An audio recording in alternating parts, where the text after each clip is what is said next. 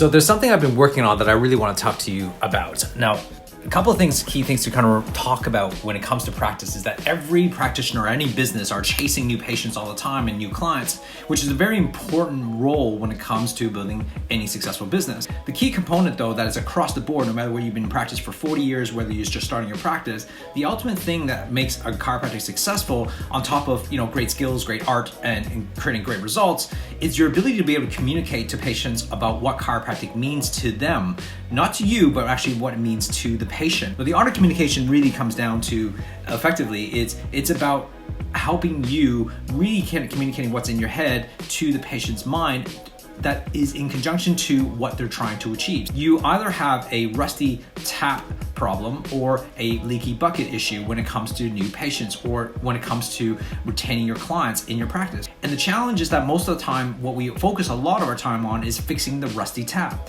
But the problem is that even if you do fix the rusty tap, you get all this water coming through, which is your new patients coming through, you have a leaky bucket, and this leaky bucket has massive holes in it, and you're just wasting your time and energy of that water. You're wasting water. More importantly, just fill in the holes with that bucket, because if you have the opportunity to save any water that comes through, even if it's a drip, it will help you in the long run from a better retention perspective. And how you do that is that understanding human psychology and also understanding human behavior. Because ultimately what chiropractors think about communication is communicating the facts. Here's the x-ray, here's the problem, and here's how you solve those issues. If we believe on facts, then we would also definitely stop eating fast food. We would definitely exercise more, we stop smoking, we stop drinking, doing all those nasty habits that we all know patients should stop doing, or even you should stop doing, but you don't, because even though the facts are there. So the reality is that you can't just base your whole report of findings or your explanation of chiropractic based on facts, because people are not motivated by facts. They're great to support your evidence, but what is important to actually understand human psychology. What we ultimately want to do, patients want to feel like they should have a voice in choosing their care.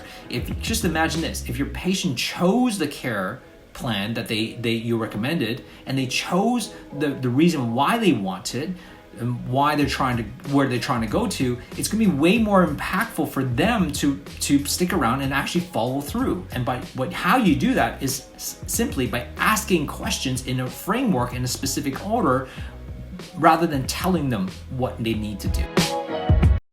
Thanks for watching this video. If you haven't already done so, that subscribe button, you should press it.